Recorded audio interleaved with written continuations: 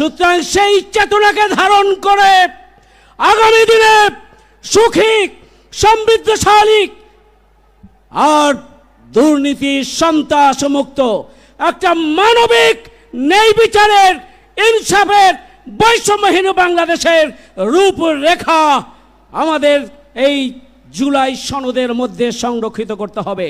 জুলাই সনদে ছাত্র সমাজ, শিক্ষক, কর্মকর্তা, কর্মচারী, আলেম ওলামা, আলিয়া, কৌমিক, বিশ্ববিদ্যালয়, প্রাইভেট বিশ্ববিদ্যালয়, স্কুল, কলেজ, মাদ্রাসার পাশাপাশি পৃথিবীর বিভিন্ন দেশে জুলাই আন্দোলনে যারা অবদান রেখেছেন প্রবাসীদেরকেও সম্পৃক্ত করতে হবে।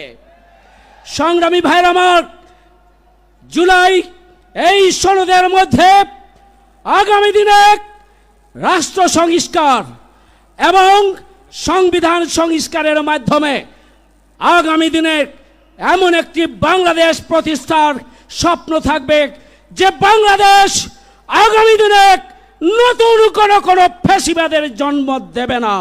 এই জন্য অবিলম্বে জুলাই সনদ স্বাক্ষরের জন্য সরকারকে পদক্ষেপ গ্রহণ করতে হবে।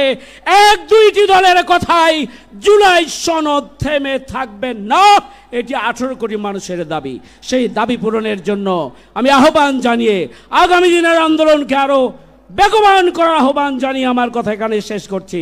সবাইকে ধন্যবাদ। আল্লাহ হাফেজ। বাংলাদেশ জিন্দাবাদ।